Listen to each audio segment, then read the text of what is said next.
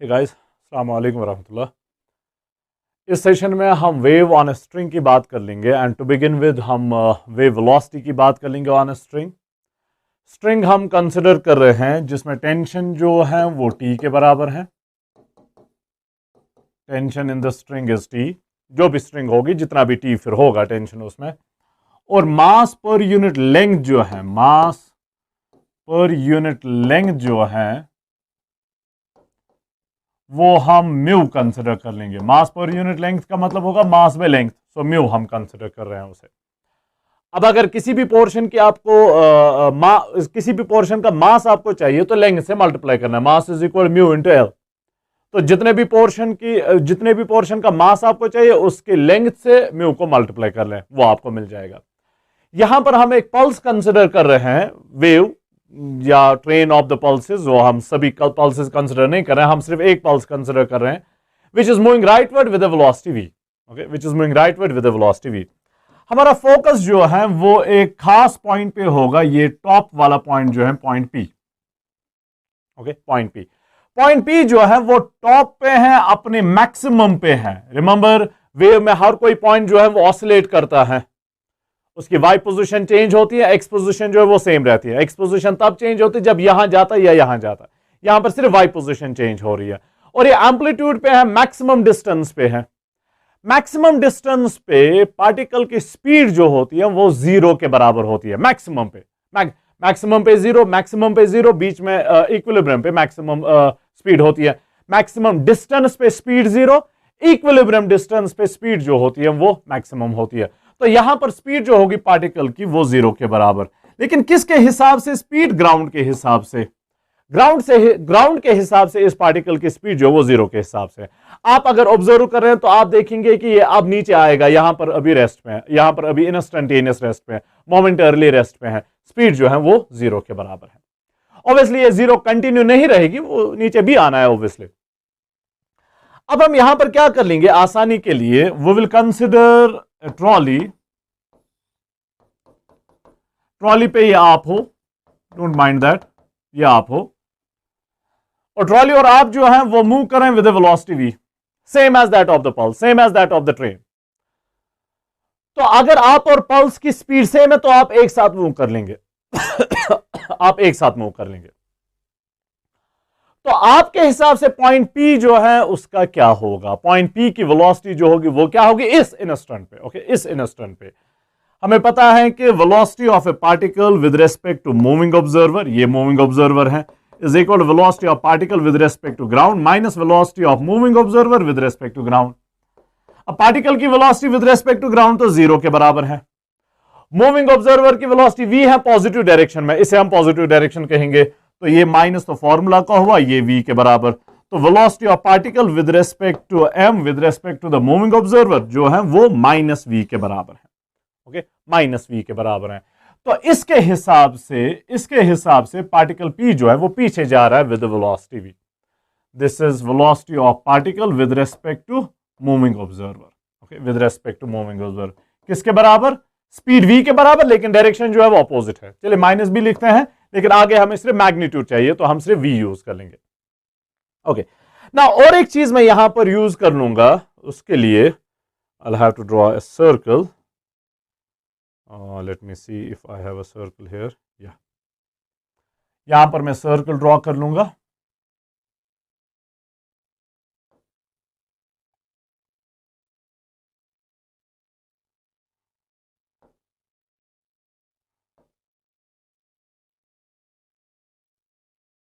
चलिए, ये मैं सर्कल ड्रॉ कर रहा हूं, लेट्स लॉक इट। ये सर्कल मैंने ड्रॉ किया। अब सर्कल मैंने ड्रॉ किया जिसका सेंटर जो है वो ये वाला पॉइंट है,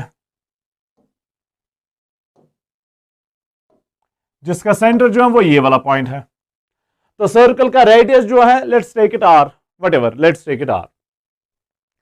अब ये जो टीनी मीनी लिटिल बिट यहां पर है, ये जो पार्ट है यहां पर स्ट्रिंग का, ये पॉइंट P के आसपास छोटा सा part, only that teeny meeny little bit, छोटा सा पार्ट जो है वो सर्कल के साथ ओवरलैप कर रहा है। ओके, वो सर्कल के साथ ओवरलैप कर रहा है। सो अब जब ये आगे मूव कर लेगा, ये देख लें कि इसकी वेलोसिटी जो है isn't that tangential to the circle. Okay, tangential to the circle. और ये जब आगे जाएगा तो पॉइंट पी जो है वो पीछे जा रहा है, लेकिन हमें पता है कि ग्राउंड के हिसाब से तो स्पीड v थी, ये स्पीड 0 थी, लेकिन ये 0 नहीं रहेगी, फिर नीचे भी आएगा ना, नीचे भी आएगा।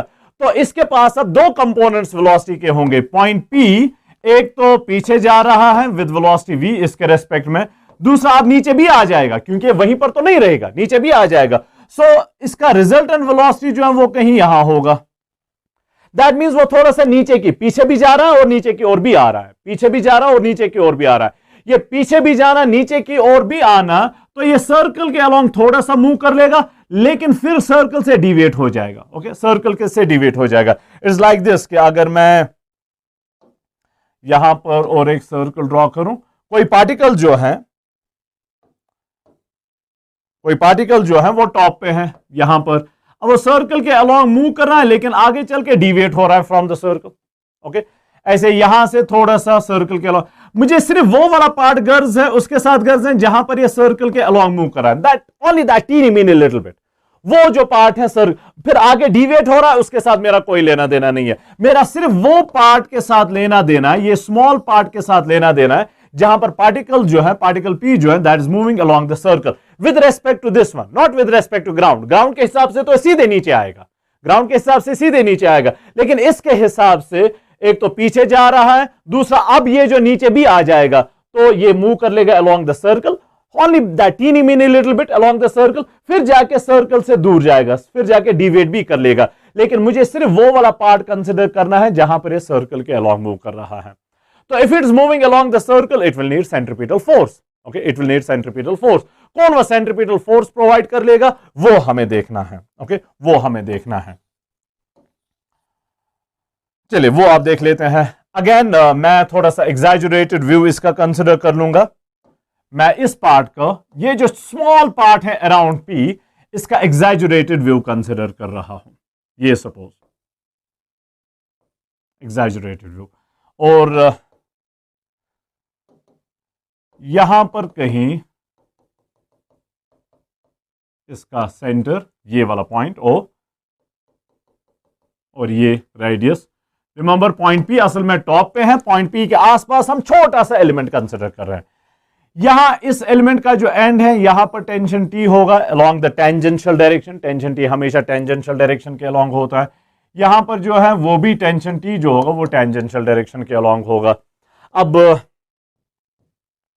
एंगल, ये एंगल और ये एंगल डी थीटा हमने स्मॉल एलिमेंट कंसिडर किया, एक्सट्रीमली स्मॉल एलिमेंट कंसिडर किया, तो ये एंगल जो होंगे वो भी एक्सट्रीमली स्मॉल होंगे, डिफरेंशियल। सो डी थीटा और डी थीटा, यहां पर डी थीटा है तो ये भी डी थीटा होगा, ये डी थीटा है तो ये भी डी थीटा होगा, ये भी डी थीटा होगा, ये डी थीटा ये भी d theta. Alternate interior angles, okay, alternate interior angles, ये थीटा ये भी theta. Angle between two lines is equal angle between their normals, काफी बार आई एम श्योर आपने यूज किया होगा। Angle between two lines is equal to angle between their normals, their perpendiculars. ये radius वाली लाइन, ये टेंजेंशियल वाली line, radius वाली लाइन, टेंजेंशियल वाली लाइन परपेंडिकुलर होते हैं। ये वर्टिकल लाइन, ये हॉरिजॉन्टल लाइन अगेन परपेंडिकुलर होते हैं। तो ये दो लाइंस, ये उनके दो परपेंडिकुलर्स, तो दो लाइंस के बीच में एंगल डी थीटा, तो दो परपेंडिकुलर्स के बीच में भी angle D theta. Same goes on this side, same goes on this side. ये एंगल डी थीटा है तो ये एंगल भी डी थीटा होगा और ये एंगल भी डी थीटा होगा। नहीं, ये वाला नहीं, इस साइड का वाला, ये angle D theta, alternate interior angles. फिर ये angle between two lines is equal angle between their normals. अब टेंशन को रिजॉल्व कर लेते हैं। ओके, टेंशन को रिजॉल्व कर लेते हैं। ये भी टी, ये भी टी।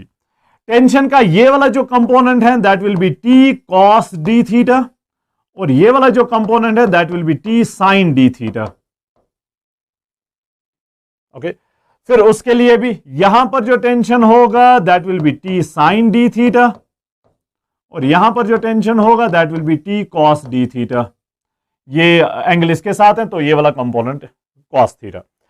यहां हॉरिजॉन्टल डायरेक्शन में they will cancel out, vertical direction में they will add up, same direction में।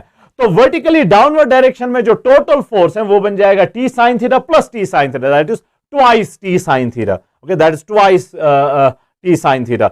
उसे मैं वहां पर ड्रॉ कर लेता हूं, थोड़ा सा मोटा मैं दिखा दूंगा उसे। यहां पर वर्टिकली डाउनवर्ड डायरेक्शन में twice T sine D theta है, twice T is the sine D theta. अब नोट कर लें यहां पर isn't that towards the centre, so this must provide the centripetal force, this must provide the centripetal force. तो equation जो है वो क्या बन जाएगी, अगर ये सेंट्रीपिटल फोर्स प्रोवाइड कर रहा है तो ओके, इक्वेशन जो है वो क्या बन जाएगी, सेंट्रीपिटल फोर्स हमें पता है mv square divided by r होता है, तो 2t sine D theta is equal to mv square divided by r। इस छोटे से एलिमेंट का mass dm, m v square, v तो वही v है, इस इंस्टेंट पे तो v है, स्पीड v है, ओके, हमें सिर्फ मैग्नीट्यूड चाहिए, या v स्क्वायर है तो साइन के बगैर आएगा obviously, divided by r, r ये जो रेडियस है, r ये जो रेडियस है। अब ये जो लेंथ ऑफ द आर्क है, ये छोटी सी length of the arc, length of the arc हमें पता है एंगल की डेफिनेशन जो है, एंगल की डेफिनेशन, एंगल यहां पर जो है ट्वाइस डी थीटा है टोटल एंगल, तो twice d theta is equal to arc length divided by radius r, arc length divided by radius r, okay. सो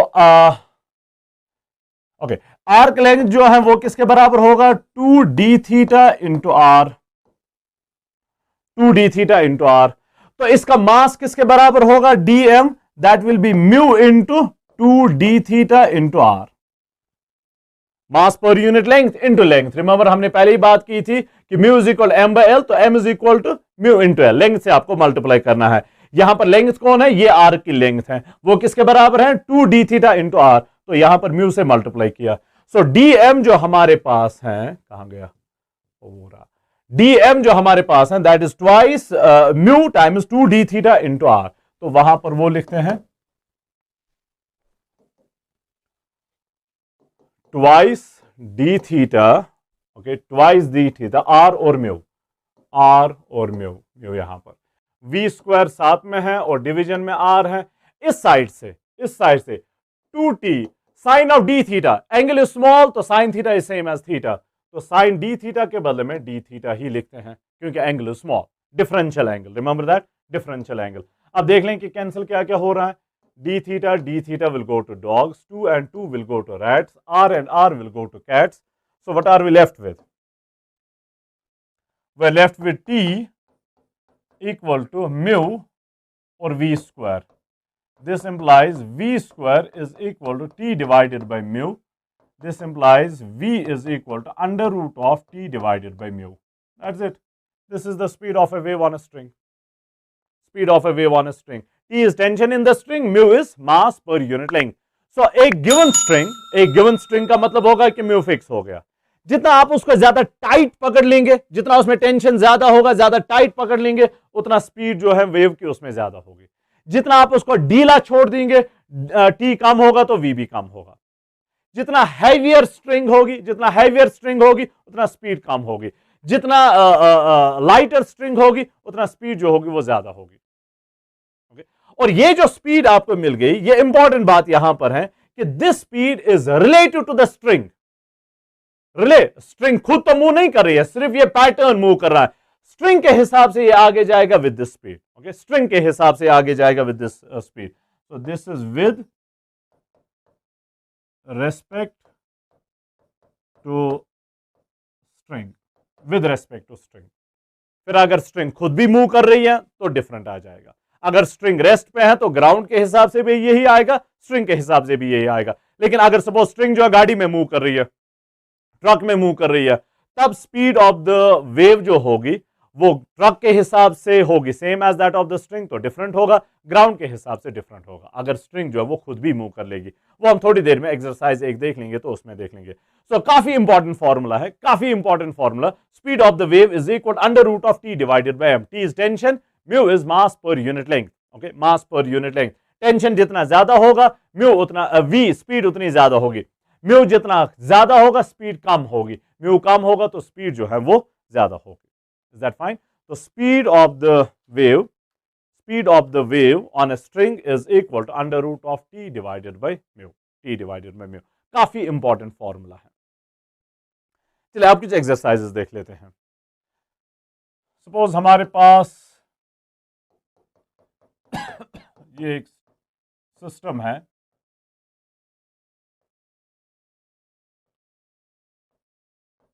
यहां पर कोई ब्लॉक हैंग कर रहा है. तो इसका मास जो है वो 10 kg है और स्ट्रिंग के लिए मास पर यूनिट लेंथ जो है दैट इज 10 ग्राम्स पर यूनिट लेंथ पर metre. 10 grams per metre. Okay, 10 grams per metre. And let's suppose यहां से यहां तक जो लेंथ है स्ट्रिंग की वो 10 मीटर्स है. यहां पर आप एक पल्स जनरेट कर रहे हैं. आपको बताना है कि यहां तक आने में कितना टाइम लग जाएगा. Time taken to reach to this point. Okay, suppose this is A, this is B. Time taken from A to B. Time taken from A to B. तो पहले स्पीड निकालनी पड़ेगी, फिर जाके स्पीड डिस्टेंस को combine कर लेंगे, time निकाल देंगे. अब यहां पर इंपॉर्टेंट बात नोट कर लें, ये लेंथ जो है वो 10 मीटर्स है. 10 into 10 will be 100 grams. 100 grams है, तो यहां से यहां तक 0.1 kg है. 0.1 kg है. This is 10 kg. 0.1 kg is completely negligible in comparison to 10 kg.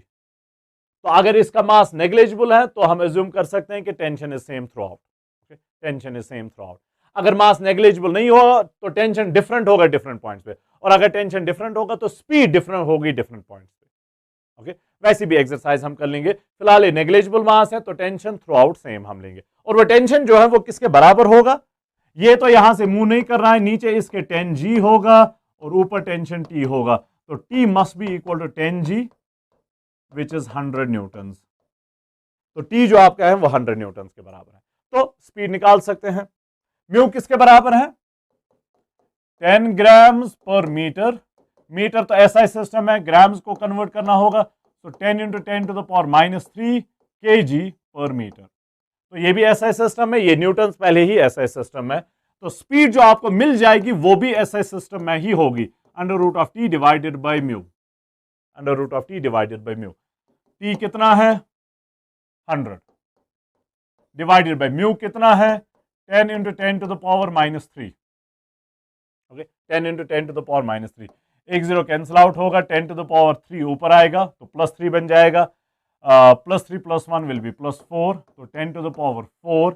So V is equal to 100 root लेके 100 metre per second. SI system में आएगा क्योंकि आपने हर कोई चीज SI सिस्टम में ली है. तो 100 मीटर पर सेकेंड इसकी स्पीड है. ओके, 100 मीटर पर सेकेंड इसकी स्पीड है. अब जाके अगर 100 मीटर पर सेकेंड है, डिस्टेंस जो है वो 10 मीटर ट्रेवल करनी है, कांस्टेंट स्पीड है. ओके, कांस्टेंट स्पीड है 100 मीटर पर सेकेंड. तो टाइम कितना लग जाएगा? Time is equal to distance divided by speed. Okay, distance simple, distance divided by speed. Distance जो है वो 10 मीटर्स है, डिवाइड बाय स्पीड जो है वो 100 मीटर पर सेकेंड है. अगेन SI सिस्टम में सब कुछ है. So this implies t is equal to 1 0 cancel होगा. 1 divided by 10 is 0.1 seconds. So 0.1 second में ये B तक पहुंच जाएगी. Okay, 0.1 सेकंड में B तक पहुंच जाएगी. B तक पहुंचने के बाद क्या होगा? That is not our concern at this moment. आगे सेशन में वो देख लेंगे कि क्या होगा. ओके, अब अगर यही स्ट्रिंग जो है वो किसी गाड़ी में लेते हैं, सपोज कोई ट्रक है, मेड इन चाइना ट्रक, और ये ट्रक के अंदर आप हो, डोंट माइंड दैट, ये आप हो moving with some speed. Truck के प्लेटफॉर्म पे यहां पर एक रस्सी लगी है. ओके, एक रस्सी लगी है. इसकी लेंथ जो है वो 5 मीटर्स है. तो यहां से यहां तक 5 मीटर्स. रस्सी में टेंशन जो है वो 10 न्यूटन्स के बराबर. T is equal to 10 newtons. रस्सी का मास पर यूनिट लेंथ जो है that is 2 grams per metre.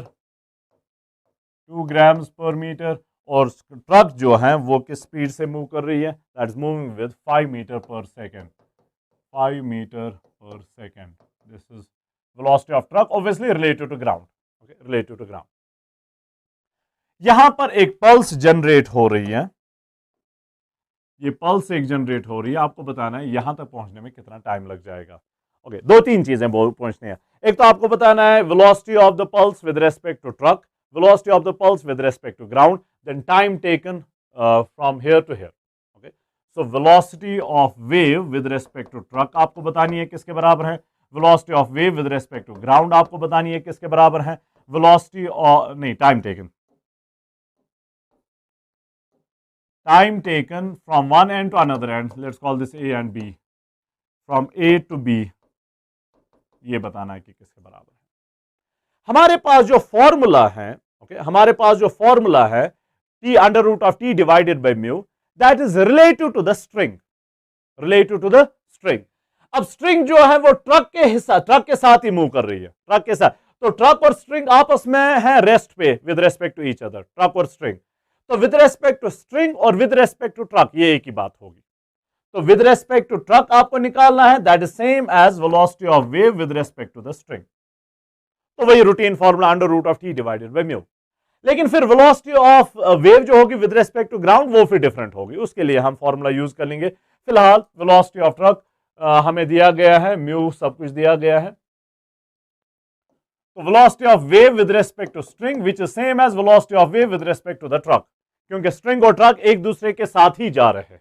Okay, they are at rest related to each other. Formula क्या है, under root of T divided by mu, under root of T divided by mu.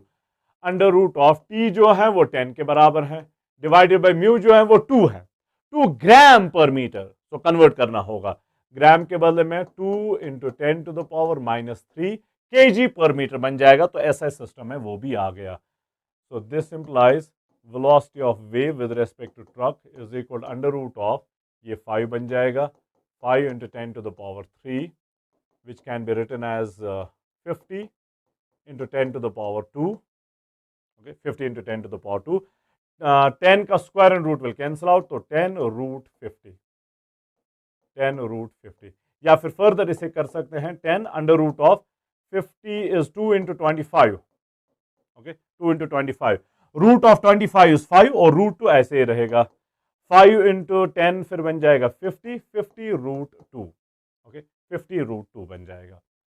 This is velocity of wave with respect to truck, velocity of wave with respect to truck.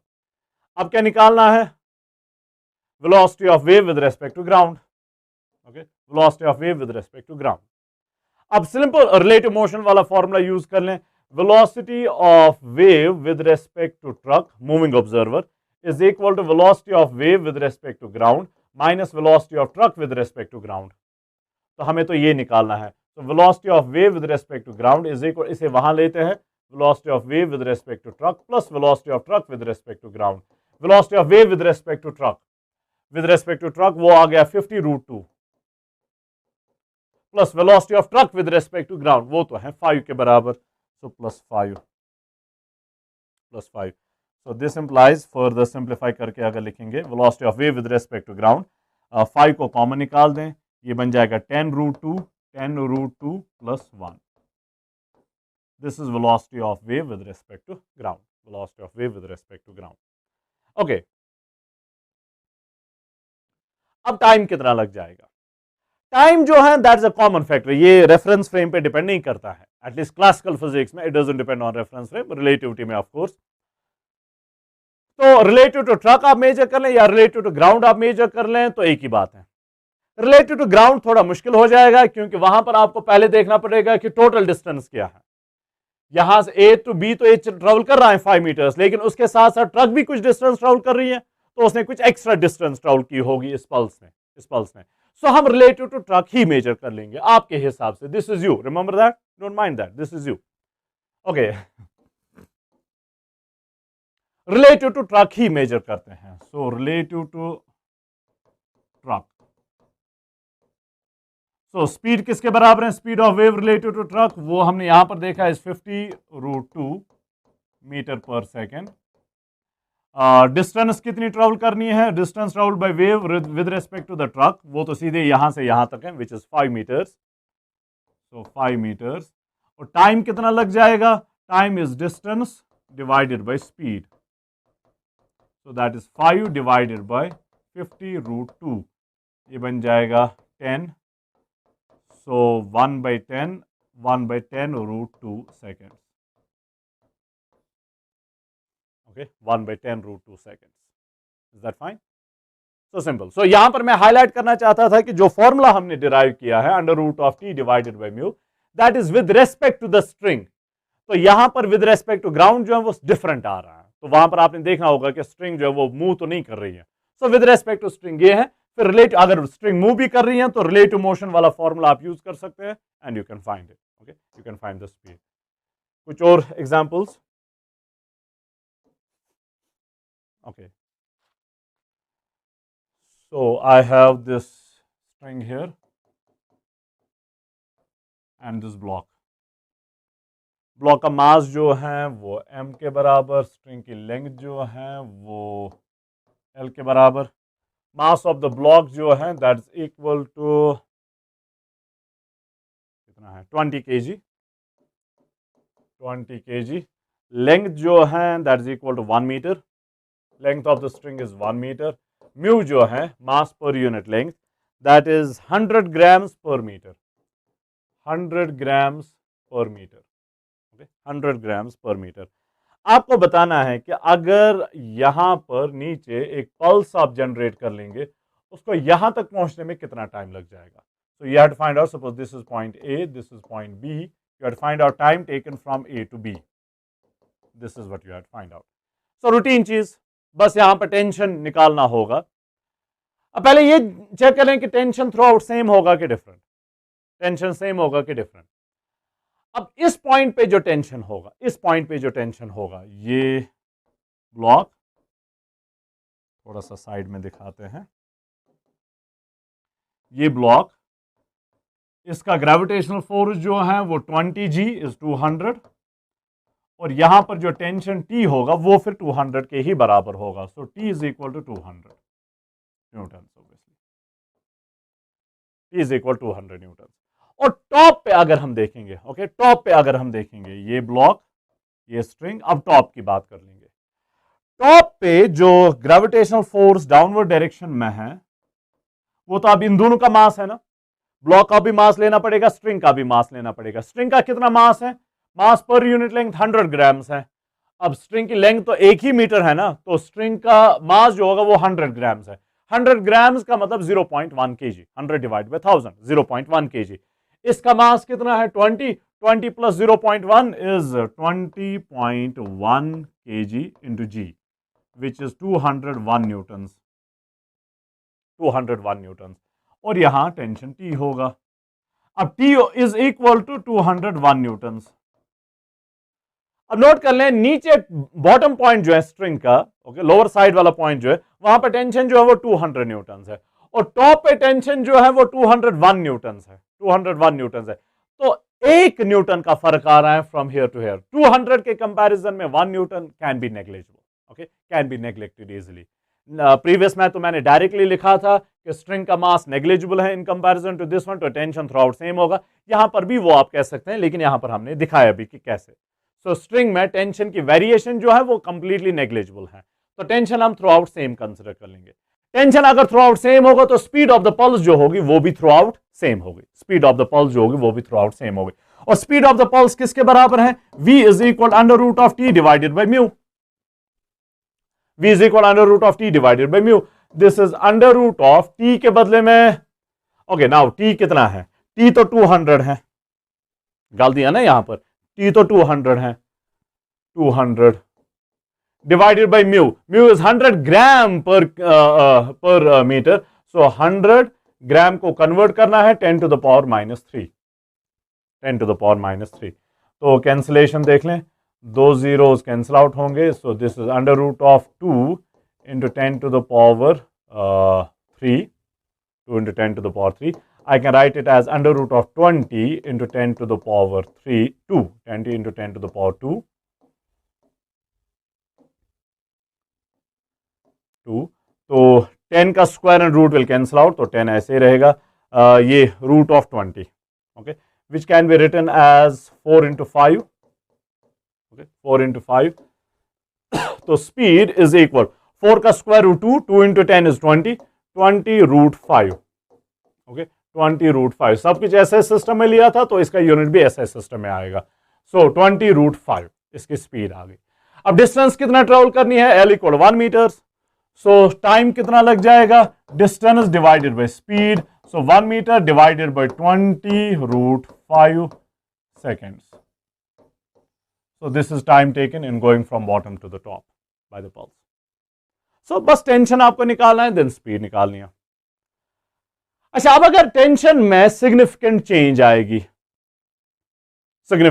आएगी, तब speed जो होगी वो different points पे different होगी. Okay, speed जो होगी वो डिफरेंट पॉइंट्स पे डिफरेंट होगी. तो यहां पर वो एग्जांपल एक कंसिडर कर लेते हैं. अब ये मैं कोई मैसिव स्ट्रिंग कंसिडर कर रहा हूं. ओके, मैसिव स्ट्रिंग कंसिडर कर रहा हूं. मास m, लेंथ l. मास m, लेंथ l. तो फिर से वही पल्स जनरेट कर लेंगे तो टॉप तक पहुंचने में कितना टाइम लग जाएगा. लेकिन अब मसला यह है कि मास तो अब नेग्लिजिबल नहीं है. किसके साथ नेग्लेक्ट कर लेंगे? कुछ और तो है नहीं जिसके साथ नेग्लेक्ट कर लेते. तो मास नेग्लिजिबल नहीं है, तो टेंशन में सिग्निफिकेंट वेरिएशन आएगा. विल सून सी कि यहां पर जीरो टेंशन होगा, वहां पर कुछ मैक्सिमम होगा, जो भी फिर होगा mg के बराबर ऑब्वियसली, वो हम देख लेंगे. तो what I will do is, मैं यहां पर ये पॉइंट कंसिडर कर लूंगा. इस पार्ट का मास जो होगा that will be m by l into x. Suppose यहां से यहां तक x के बराबर है, m by l into x. Total mass m के बराबर है, लेंथ l के बराबर है, तो mass per unit length m by l. Mass per unit length m by l, तो mu is basically m by l. Mu is equal to m divided by l. तो mu को l x के साथ multiply करना है, length के साथ multiply करना है. एक यूनिट लेंथ का mass m by l, 2 unit length का twice m by l, 10 unit length का 10 times m by l, 100 unit length का 100 times m by l, x unit length का x times m by l. तो gravitational force अगर आप लेंगे, यहां पर ग्रेविटेशनल फोर्स अगर आप लेंगे that will be m by l x into g, mass into acceleration due to gravity. और ऊपर जो टेंशन फोर्स T होगा यहां पर, तो T जो होगा इस पॉइंट पे that will be m by l. पहले मैं G लिखता हूं और बाद में x लिखता हूं. अब नोट कर लें, टेंशन जो है वो x के साथ वेरी कर रहा है. जितना आप ऊपर जाएंगे x इंक्रीज होगा, टेंशन भी इंक्रीज होगा, तो स्पीड भी इंक्रीज होगी. बॉटम वाले पॉइंट के लिए, इस वाले पॉइंट के लिए x जीरो के बराबर है तो टेंशन भी जीरो होगा, तो वहां पर स्पीड भी जीरो होगी, वहां पर स्पीड भी जीरो होगी. लेकिन अगर यहां पर कुछ हैंग कर रहा है, अगर यहां पर कुछ हैंग कर रहा है मास, तो यहां वाला पॉइंट का टेंशन जीरो नहीं होगा, तो यानी कि इनिशियल स्पीड जीरो नहीं होगी. लेकिन इस केस में कुछ चीज हैंग नहीं कर रही है, तो यहां x जीरो, तो यहां पर टेंशन भी जीरो. ओके, तो वहां पर स्पीड भी जीरो, इनिशियल स्पीड जीरो. तो टेंशन जो है वो वेरी कर रहा है. ओके, टेंशन जो है वो वेरी कर रहा है. तो what about the speed? What about the speed? Speed हमें पता है, speed is equal to under root of T divided by mu. Under root of T divided by mu. So this is under root of T जो है, या पहले मैं 1 by mu लिखूंगा. Mu is m by l, तो 1 by mu is l by m. उल्टा inverse है ना, तो l by m. फिर जाके t जो है, t के बदले में क्या लिखेंगे? t mg by l into x. mg by l into x. mg by l into x. L and L cancels, M and M cancels, so this is under root of G into X. So this is the speed. Again note कर लें, X पे depend कर रहा है, तो जितना आप ऊपर जाएंगे उतना X इंक्रीज हो रहा है. X जो है वो नीचे वाले पॉइंट से डिस्टेंस आप मेजर कर रहे हैं, तो जितना आप ऊपर जाएंगे X इंक्रीज होगा. X इंक्रीज होगा तो स्पीड भी इंक्रीज होगी, स्पीड भी इंक्रीज होगी. तो यहां पर हम सीधे ही time is equal speed by time, time is equal distance by speed नहीं कर सकते हैं, क्योंकि यहां पर एक्सेलरेशन इन्वॉल्व है. ओके, v जो है वो चेंज हो रहा है विद x, एक्सेलरेशन इन्वॉल्व है. अब अगर एक्सेलरेशन कांस्टेंट हुई तो हम काइनेमेटिक इक्वेशंस यूज कर लेंगे, v is equal u plus at, s is equal ut plus half at square, so on. और अगर a कांस्टेंट नहीं हुआ तब तो इंटीग्रेशन करनी पड़ेगी. ओके, तो पहले एक्सेलरेशन देखते हैं किसके बराबर है. एक्सेलरेशन जो dv by dt के बराबर है, that can be written as dv by dx into dx by dt। वैसे ये आपको पता ही होना चाहिए, चलिए यहां पर हमने किया, तो a is equal to dx by dt is v into dv by dx। so acceleration हमें v पता है as a function of x, तो इसलिए यहां पर मैं ले रहा हूं a, फिर आ रहा है with respect to x differentiation आ रहा है, otherwise with respect to t है तो t तो हमारे पास है नहीं, वो पॉसिबल नहीं होता, तो एक्सेलरेशन निकालते हैं। so this implies a is equal to v जो है वो रूट g इंटू x, फिर dv by dx, तो d by dx of g x power 1/2, root के बदले में पावर 1/2, मैं क्या कर लूंगा, g को अलग से रूट दूंगा और x को अलग से रूट दूंगा, लेकिन x को रूट के बदले में पावर 1/2 लिखूंगा। Okay, so this implies a is equal to root g बाहर कांस्टेंट है, यहां पर भी रूट g है, तो root g into root g will be g, और फिर रूट ऑफ x तो है यहां पर। अब इसकी डिफरेंशिएशन x पावर n वाली differentiation, nx to the power n minus 1, तो 1/2 x to the power 1/2 minus 1 is minus 1/2,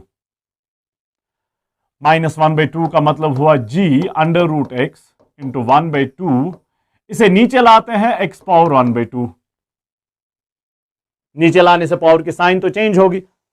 अब x पावर 1/2 का मतलब है रूट x, तो root x will cancel out, so this implies a is equal to g divided by 2, a is equal g divided by 2। okay, so you can see acceleration is constant, तो हम kinematic equations use कर सकते हैं, अगर acceleration constant नहीं आती तब integration कर लेते। ओके, अब काइनेमेटिक इक्वेशन यूज करते हैं। इनिशियल वेलोसिटी 0 है क्योंकि यहां पर टेंशन 0 है, x 0 है, टेंशन 0 है, तो स्पीड भी 0 है। ओके, डिस्टेंस कितना ट्रेवल करनी है, l के बराबर, सो s is equal l। A acceleration जो है वो g/2 के बराबर है। ओके, g/2 के बराबर है।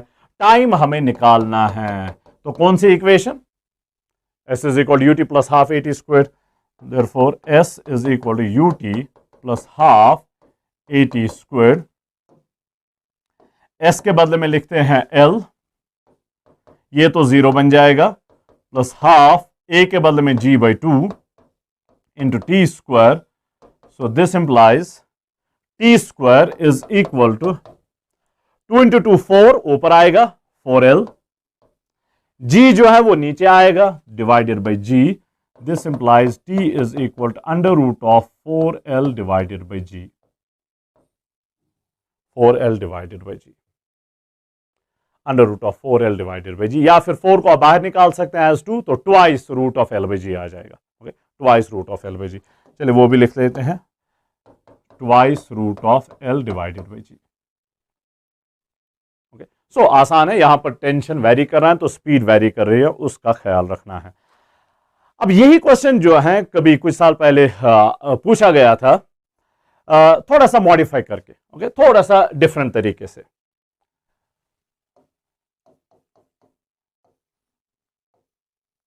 स्ट्रिंग वैसे ही, तो स्ट्रिंग में कोई चेंज नहीं है, मास m, लेंथ l, सब कुछ वैसे ही, तो स्पीड वगैरह जो हमने निकाला वो वैसे ही है, टाइम जो निकाला वो वैसे ही है। यहां से आप पल्स एक जनरेट कर रहे हैं, यहां से पल्स आप जनरेट कर रहे हैं, ये ऊपर जा रही है, और साइमल्टेनियसली जब आप पल्स जनरेट कर रहे हैं, साइमल्टेनियसली एक बॉल को आप नीचे छोड़ रहे हैं, रिलीज कर रहे हैं। रिलीज करने का मतलब उसकी इनिशियल वेलोसिटी जो है वो 0 के बराबर है। ओके, आपको बताना है कि ये किस पॉइंट पे क्रॉस कर लेंगे एक दूसरे को। ओके, किस पॉइंट पे क्रॉस कर लेंगे, किस टाइम पे क्रॉस कर लेंगे, फिर किस पॉइंट पे क्रॉस कर लेंगे। पहले तो टाइम निकालना पड़ेगा, या अगर पूछा भी गया है टाइम निकालो तो वो निकालेंगे। टाइम निकालना आसान रहेगा by considering relative motion. Okay, by considering relative motion.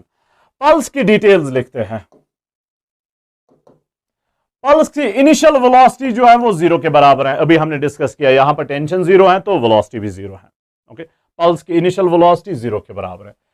Pulse की एक्सेलरेशन जो है वो कितना आया था, g divided by 2 upward, g divided by 2 upward. Okay. और फिर जाके एक्सेलरेशन भी आ गई, इनिशियल वेलोसिटी भी आ गई, हमें टाइम बताना है किसके बराबर है, तो डिस्टेंस, ओके, वो थोड़ी देर में देख लेते हैं। ये दो चीजें हमें पता है। अब बॉल का देख लेते हैं।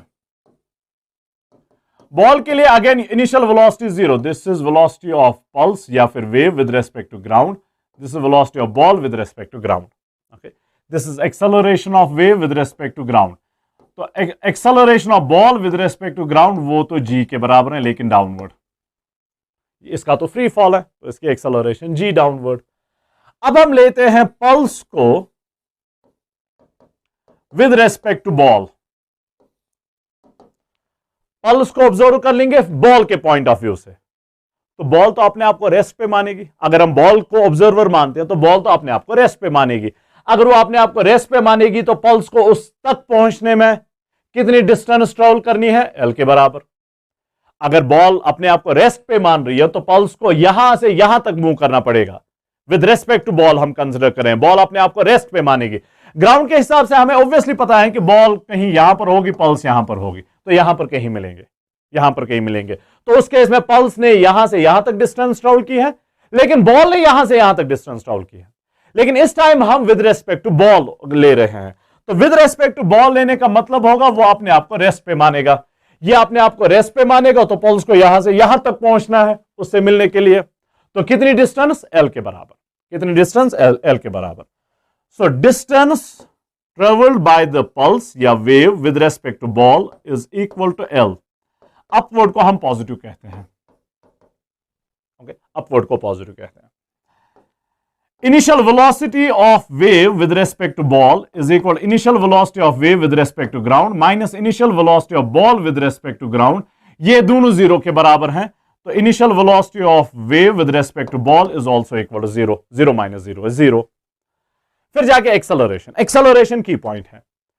Acceleration of wave with respect to ball is equal to acceleration of wave with respect to ground minus acceleration of ball with respect to ground. Remember हमने अपवर्ड को पॉजिटिव कहा है। Acceleration of wave with respect to ground g by two है upward, upward का मतलब positive, so plus g by two minus formula का। Acceleration of ball with respect to ground वो तो जी है, लेकिन डाउनवर्ड, डाउनवर्ड जो है वो नेगेटिव डायरेक्शन है, तो minus g, okay, minus g. So acceleration of ball with respect to ground minus g के बराबर। So acceleration of wave with respect to ball is equal to, अब ये माइनस माइनस प्लस बन जाएगा, g by 2 plus g, 1 by 2 plus 1 is 3 by 2, 3 by 2g positive, positive का मतलब upward direction में। तो इनिशियल वेलोसिटी आपको पता है, डिस्टेंस आपको पता है, एक्सेलरेशन आपको पता है, टाइम निकालना है, तो फिर से will consider s is equal ut plus half at square. So s of wave with respect to ball is equal to u of wave with respect to ball t plus half of a of wave with respect to ball t square. So this implies ये तो l के बराबर है is equal to ये तो 0 के बराबर है प्लस हाफ ऑफ a जो है वो 3 by 2g into t square into t square. So this implies t square is equal 2 into 2 is 4, 4 ऊपर आएगा, 4l divided by 3g, 4l divided by 3g. So this implies t is equal to 4 का root 2 बन जाएगा under root of l divided by 3g. This is time taken. Time taken by the pulse to reach the ball. To reach the ball. अब ground के हिसाब से अगर हम देखेंगे, ओके, ग्राउंड के हिसाब से अगर हम देखेंगे, इस टाइम के दौरान पल्स यहां से यहां मूव हुई है और बॉल यहां से यहां मूव हुई है। पल्स यहां से यहां मूव हुई है, यहां से लेके यहां तक, और बॉल जो है वो यहां से लेके यहां तक मूव हुई है। तो आपको बताना है, यह भी बताया जा सकता है कि टाइम निकालो किस टाइम पे मिल रहा है, तो वो तो हो गया। अब किस डिस्टेंस पे मिल रहा है फ्रॉम द टॉप, ओके, किस डिस्टेंस पे मिल रहा है फ्रॉम द टॉप, तो ये डिस्टेंस आपने निकालनी है। Suppose let's call it S, या एस हमने पहले यूज किया है तो let's call it something else, let's call it x. X आपने निकालना है, ओके, एक्स आपने निकालना है। तो बॉल को यहां से यहां तक पहुंचने में, यहां पर ही तो दोनों मिल रहे हैं ना, तो दोनों को मिलने में टाइम लग रहा है इतना, ग्राउंड के हिसाब से यहां पर मिल रहे हैं, ओके, ग्राउंड के हिसाब से टाइम लेकिन कॉमन चीज है, चाहे आप ग्राउंड ले लें या बॉल को ले लें, विद रेस्पेक्ट टू बॉल या with respect to ground, time तो सेम रहेगा। तो इस टाइम के दौरान क्या हुआ होगा ग्राउंड के हिसाब से, इस टाइम में बॉल जो है वो यहां से यहां आ गई होगी और पल्स जो है वो यहां से यहां आ गई होगी और यहां पर क्रॉस कर लेंगे एक दूसरे को, ओके। सो टाइम कॉमन चीज है। अब बॉल को कंसिडर करते हैं, ball with respect to ground, ball with respect to ground, initial velocity 0, acceleration g के बराबर, अगर हम डाउनवर्ड को पॉजिटिव कहते हैं तो, डिस्प्लेसमेंट x के बराबर, time taken 2√L divided by 3g, ये x हमें निकालना है किसके बराबर है। तो फिर से वही s is equal ut plus half at square, s is equal to ut plus half at square implies x is equal to ut, 0 है तो ये सारा 0 बन जाएगा, plus half of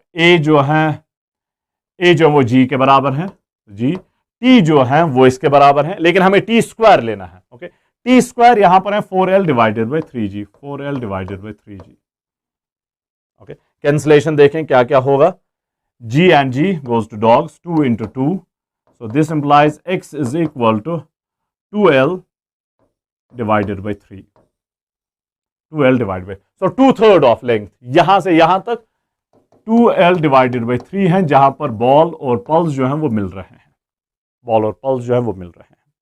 is that fine?